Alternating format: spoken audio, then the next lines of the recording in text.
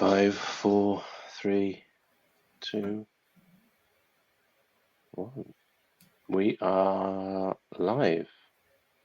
We'll just we'll give it 30 seconds, Stefan, let some people come in. Welcome, everyone.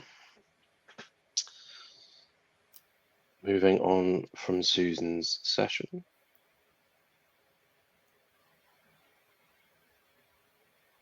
Come in, come in.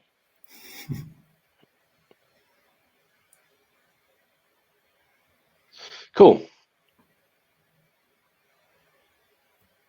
I think we've given everyone 30 seconds to come in. So I'm going to kick off now, everyone. Hello, everybody, and thank you for joining this next session, which is Consensus Crimes, 6 Ways to Sabotage Your Pre-Sales Revolution with Stefan Brettschneider. My name is Tom McLeod. I am the Senior Enterprise AE here at Consensus, and I will be your moderator for today's session. So, DemoFest is presented by Consensus. Consensus is leading the world into the new era of demo automation.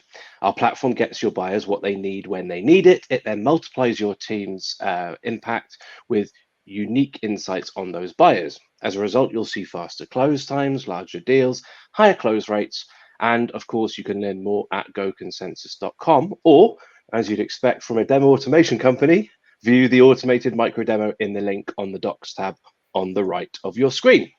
Now, we encourage you to participate in today's session. So on the right-hand side of your console, you will see a few ways to engage with us throughout this session. You can use the chat function, and that will allow you to engage with us as well as the other attendees. I know you were using that in Susan's session very, very well.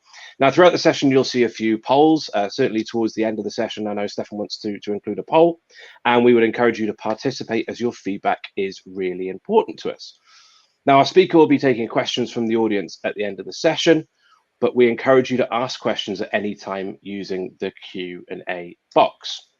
Now, if at any time you're having technical difficulties, you can head to the gear icon at the bottom of the screen. And here you will see a help document, which will help you troubleshoot common issues. And now I would like to introduce you to our speaker, Stefan Brettschneider from IFS. IFS are one of my best customers, my favorite customers, Stefan, I've got to say that. And believe it or not, Stefan began his career as a German mathematician. He then ventured into the enterprise architecture field, bringing order to IT chaos. And quite late, he discovered that you don't need to be self-taught in the world of pre-sales and solution engineering, as there are some great methodologies and tools in our growing community. And since then, Stefan has been committed to helping pre-sales teams transition from technical experts into proficient storytellers.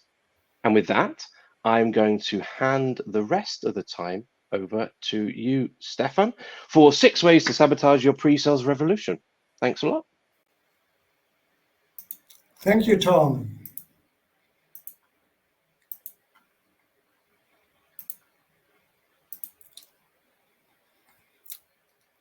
Glad to be here with you. I bet most of you are exactly like me, big fans of buyer enablement and demo automation. Which pre-sales does not love the idea to get rid of these repetitive demos? When I heard about it, I quickly joined the pre-sales revolution. This was about 2 years ago at IFS. I was in the first row, marching the streets to convince all pre-sales and all customer-facing functions to come along. Why would not everyone join in on this revolution? We did some mistakes. Sometimes it even felt as if someone wanted to sabotage our revolution. Today, I will share 6 mistakes we did on this journey. And I'll borrow the crimes theme from Robert Riesdahl for the mistakes. Most of us have either read the book or done a training on demonstrating to win. The To Win team are also presenting at DemoFest. So this was us at the end of last year. The revolution stopped. We don't see enough value from the investment. Where is the impact on the business? Our management wanted to stop the revolution. If you get this great opportunity wrong, your career could suffer. You will be held to account, and I don't want you to get into a similar situation. I personally learn best from mistakes, also from observing how others make mistakes. Therefore, I will share with you 6 mistakes we made, and I hope you will be able to learn something from them. I will use 5 steps to logically anchor the crimes. My background is enterprise architecture, as Tom said, and I can't live without a good framework. And yes, I promised 6 crimes. So I'll give you 1 extra when we completed the circle, the most important one. So first, we have defined our strategy for the initiative and agreed on responsibilities. Pre-sales need to create demo content, and sales reps should send them out. Then, in our pre-sales warm-up, we started to create demo videos, the development phase. We wanted every pre-sales to lift their skills. Next, we added the videos to a library and started to share the videos in our engagements. The demo automation, you can gather lots of data. So we measured. And then we iterated the process to continuously improve.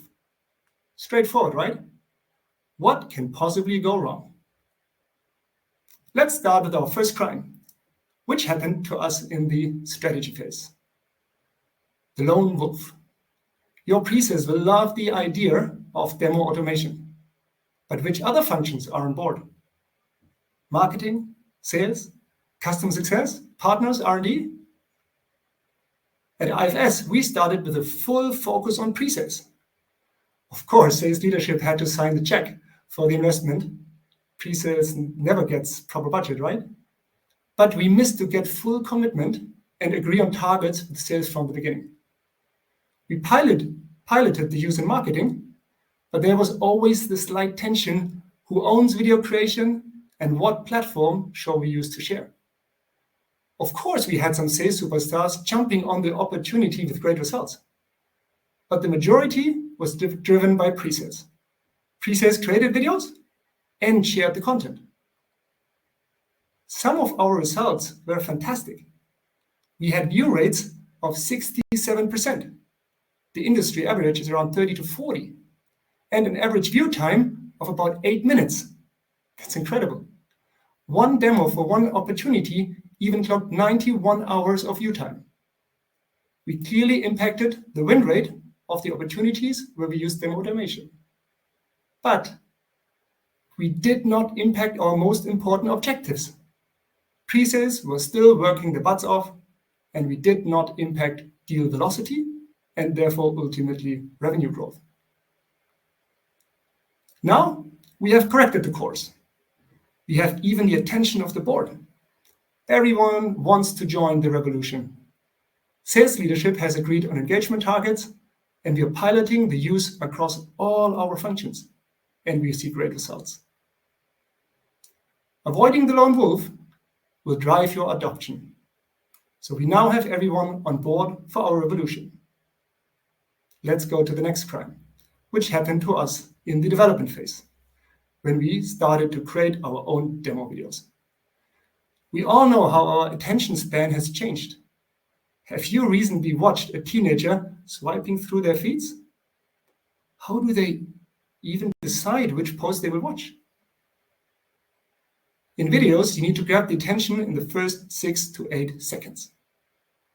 When you're lucky, the viewer moves fast forward to where they think some content will appear, or they close the video right away.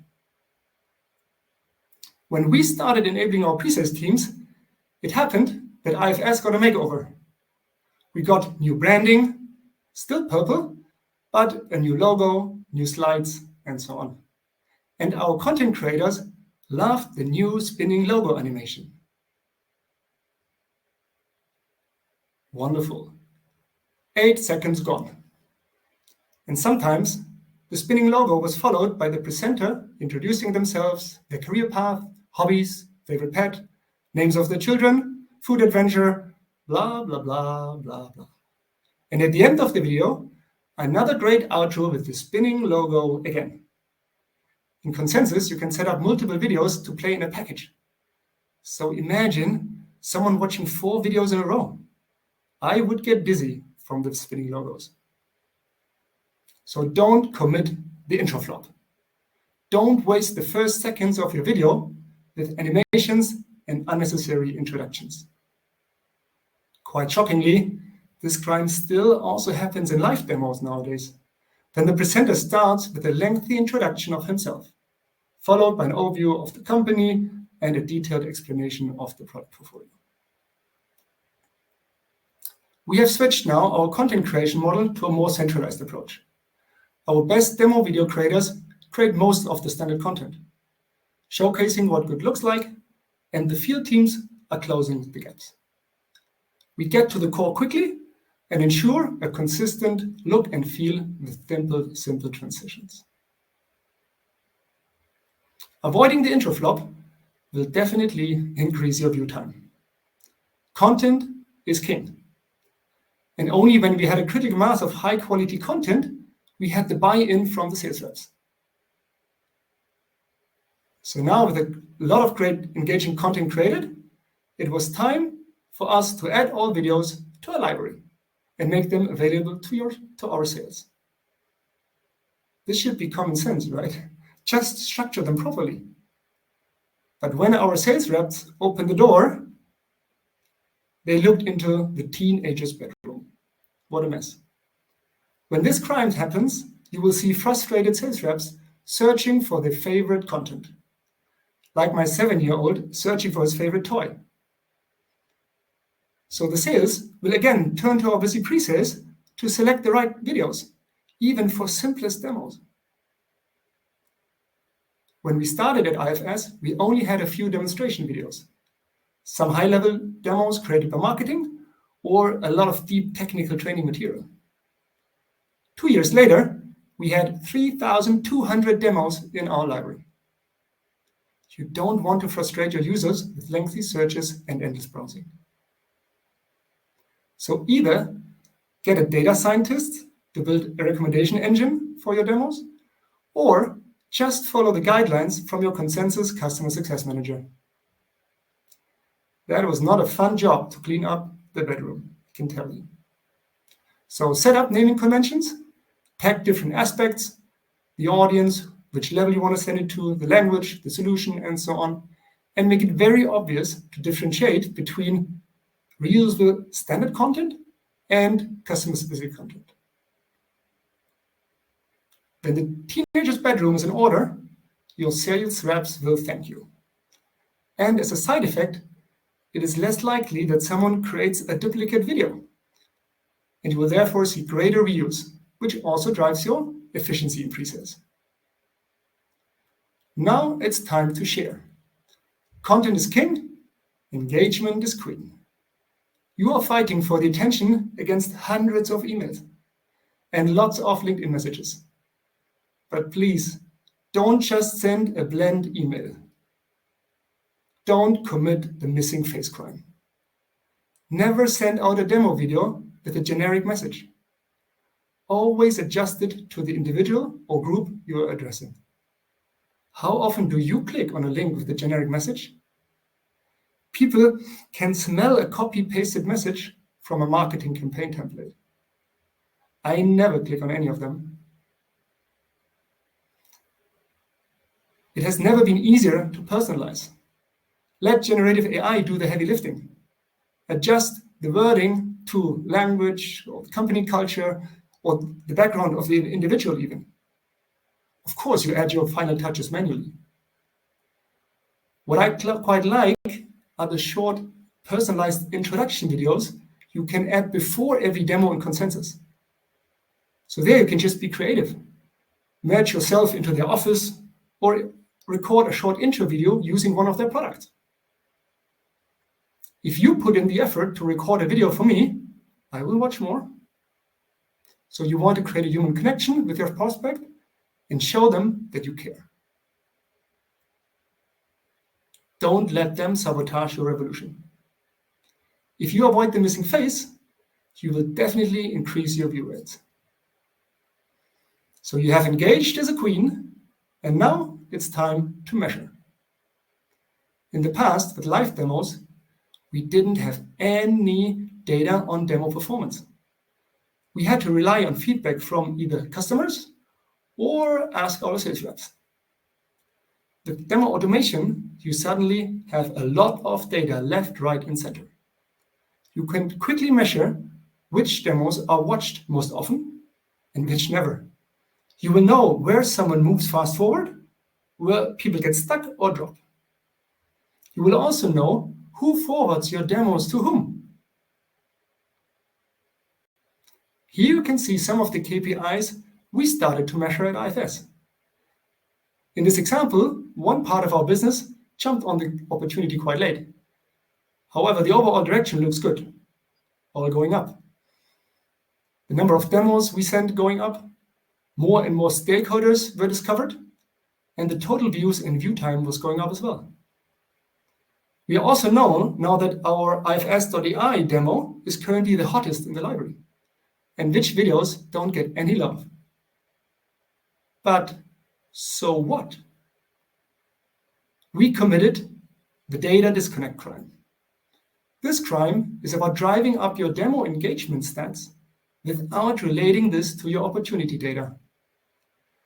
The best measure is nothing without the context. You have to align it to your goals. As you saw from the dashboard, we measured a lot of data points, but we were very sloppy in tying this back to our opportunities. Now we have integrated consensus to our CRM. We are linking every demo to the respective opportunities, so we know if we are using it on the right customers. And we are also equipped now to measure the impact on our bookings, win rate, deal velocity, and pre-sales efficiency. Avoid the data disconnect, and you have the right arguments for your management to join the revolution. All these insights will definitely help you to optimize your sales performance. So now we have completed the circle. And at the end, I want to share one more crime, which is the essence of the topic. My most important learning. Something needs to be in the center of the circle. We almost forgot the buying group. Remember, selling is hard, buying is even harder. In my role, I'm also part of the buying group for pre-sales tooling. Some experience I had were just awful. Even some of our sales reps and pre-sales still fall back to this shocking crime. The process trap. This crime happens when people still have a sales process mindset instead of embracing buyer enablement. We still have pre-sales who think their job is to run demos when the deal is at 30%. Buying is clearly not a sequential process. Buying is complex. The B2B buying journey from Gartner, you can see it on the right-hand side, and shows it nicely. This is clearly not a sequential process. It also highlights that pre-sales need to influence the buying group a lot earlier and can also make a big impact late in the engagement. Pre-sales need to shift left and right. And this is not simple. People, process, technology. The technology is pretty good. It's a process we can always optimize. But don't underestimate the change in people. If we just take the aspect of video creation, a video is very brutal. And you can quickly see if someone lacks storytelling skills or positions features instead of the benefits. When we started, we wanted all pre-sales to lift their video creation skills. However, we had to admit that not everyone is there yet. Our team are brilliant product experts and have a wealth of industry knowledge. But we had to upskill on our demo skills first. So we ran the demo to win training, and now we also can see improvements in video creation. Switching your perspective is never easy, especially when you're in the business already for a long time. So for every interaction, think about who are you demoing to? Where are they on their buyer journey? And what do you want them to think or do? Don't fall in the process trap. Make buying fun and don't force your sales process onto the buyer. If you avoid these crimes, you will be able to confidently lead the revolution. Not as a lone wolf, but as a leader of a pack of wolves. It has clearly changed the career of some exceptional pre-sales in our teams. They master video creation, are able to tell great stories, and use generative AI tools to be very efficient. And they can scale as hell now, which was never possible before. They got noticed by management and got promoted. I wish this for you as well. Thank you for listening.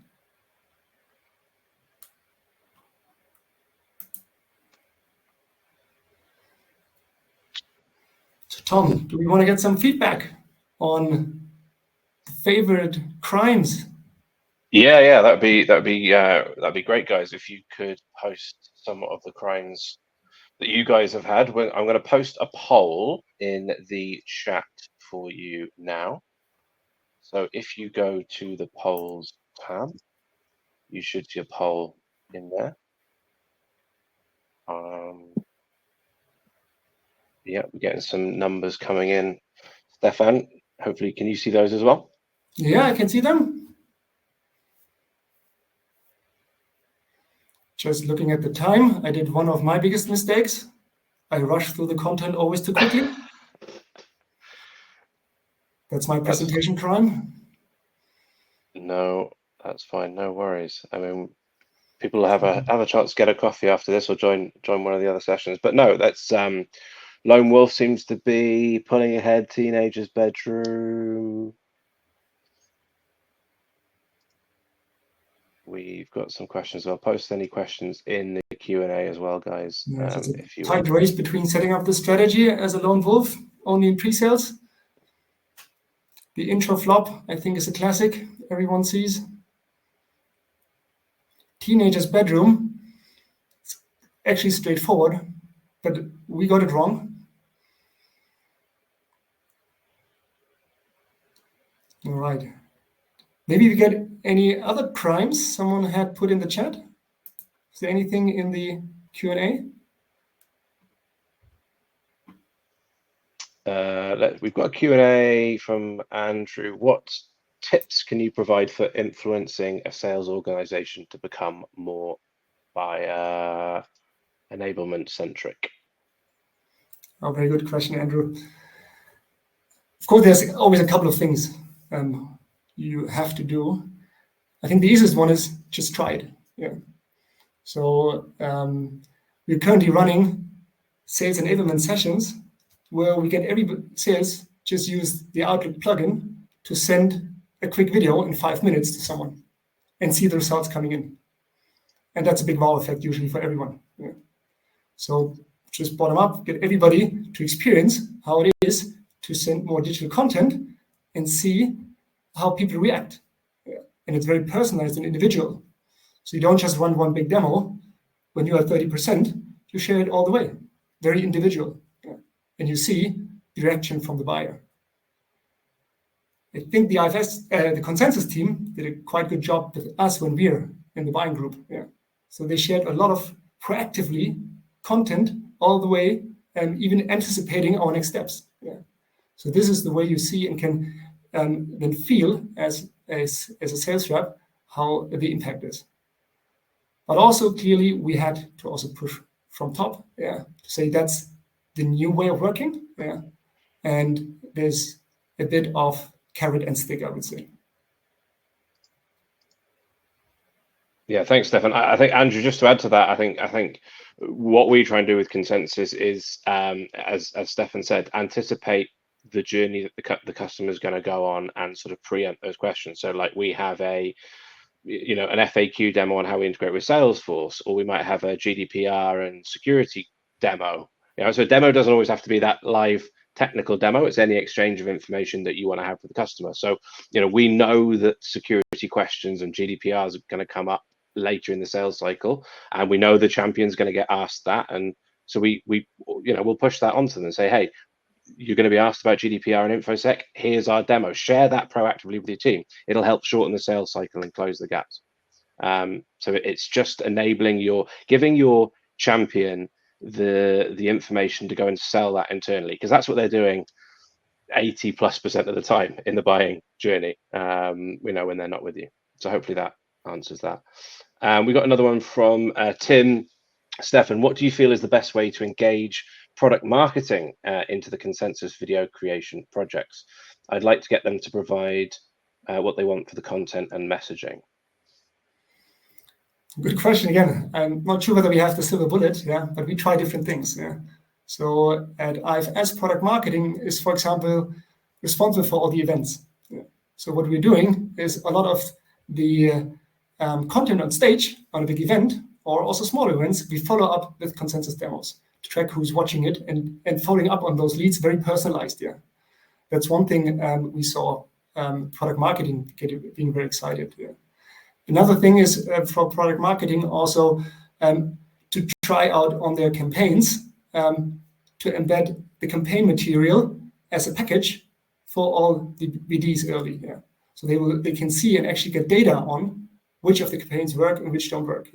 So multiple things we tried. We don't have the silver bullet yet, but I think we're on a good way with some of these elements. Thanks, Stefan. I don't think there's anything else in the chat coming through. Any other questions? Tim's asked. In the curation section, what and how do you share the information to the broader teams? So what we have on the one hand side, we have our library in Consensus, but we also have a library on our internal SharePoint, which the users who are not on Consensus can also get the updates. And whenever there's a new series of standard content, we'll publish that on our internal channels to update the broader community on what is there. Very often also what we do, we publish internal success stories on good demos used. And with every win, packaging some of the successes we use, what the material was used in Consensus, also drives the awareness of what is in the library. One thing we missed at the beginning, that was about these naming conventions. It was always hard for people to use. So we very simplified the way to find them with very tagging names now to find them quickly. And whenever there's a new series, they quickly find it by our tagging and naming conventions. Great. Thanks, Stefan.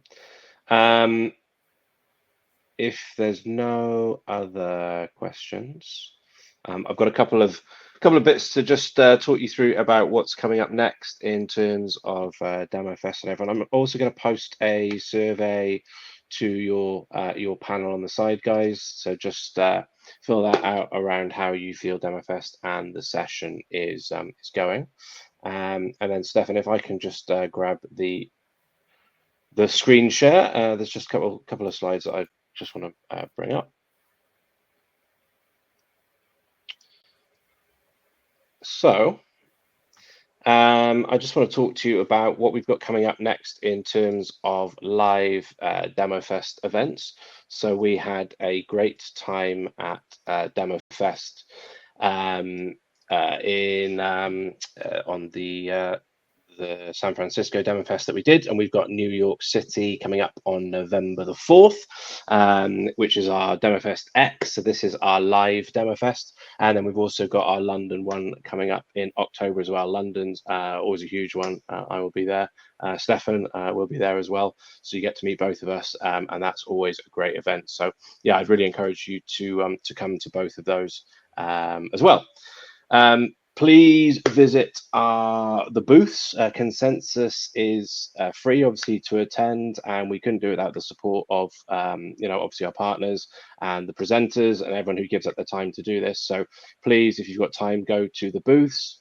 This session's going to finish, finish a couple of minutes early, so you can go and check out some of the booths there. And then finally, these are the sessions that we have got coming up next after this. So you've got some great sessions that you can dive into, and obviously this is just the start of a 3-day event. Obviously the third day is for customers, so if you are a customer of ours, make sure you've checked I'm a customer, and you'll get access to the customer only topics on the third day. But I think unless there's any other questions or feedback from anyone in the chat or the questions, I will let Stefan go. Are there any other questions or anything? But Stefan, I just want to say thank you for your time today. Thanks for putting this together. And if anyone is in the UK, we're actually having a consensus happy hour on the 6th of June. So do come to that. Again, Stefan will be there, myself. So it'd be lovely to meet you all there. Or we will see you at DemoFest in London at the end of the year. So thanks very much, everyone. Thanks a lot, Tom. Bye-bye.